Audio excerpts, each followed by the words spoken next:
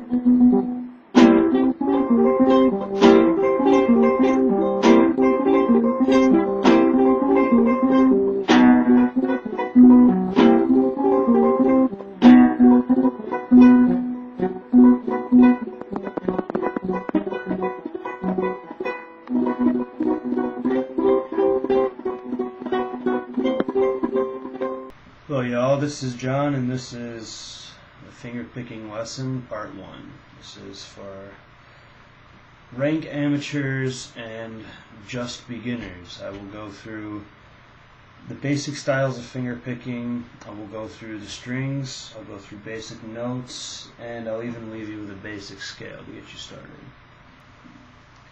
This guitar is called classical guitar. It's also called a nylon string guitar for the fact that it has nylon strings. The reason why I am using this type of guitar for this lesson and not a regular steel string acoustic or electric guitar is because the width of the fingerboard on a classical guitar allows you to learn finger picking a lot easier. And I would suggest that if you're going to learn how to finger pick, you just go out and buy a cheap guitar like this. You can probably get one for $50 at a music store. They're usually pretty cheap. I mean, it won't sound great, but it'll help you learn. So we have these nylon strings. They're basically usually tied down at the end, and they have different types of tuning hardware than what you will see on conventional guitars also. Okay, posture.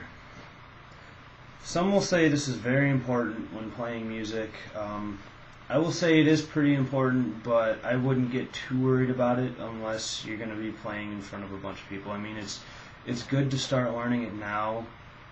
I'm not really a purist. If I were actually performing though, I'd be sitting like this. I would have the top tuning key level with my eye. Okay?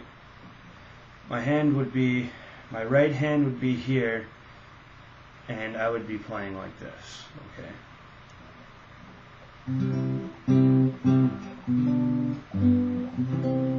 Not to mention, I'd be using a footstool, which I do not have.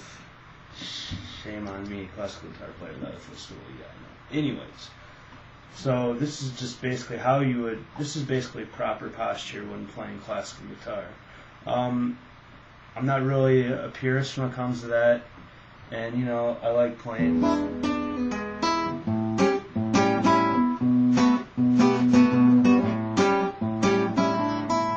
You know, I like playing the blues and stuff, you know, and you can't really jam out when you're crunched up like this, you know. But anyways.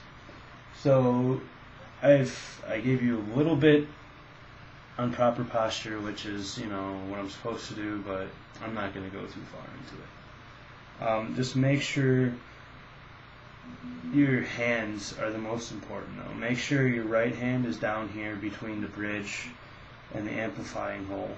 Okay. You don't want it here because it'll cover up all your sound. You don't want it up here, of course. It just looks goofy and it makes it sound all twangy.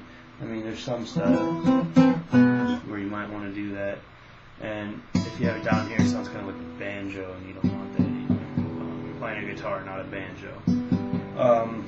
So yeah, make sure it's just kind of like level, like kind of parallel to the strings. Maybe some people shift it upwards. I'll do that a lot depending on the piece that I'm playing.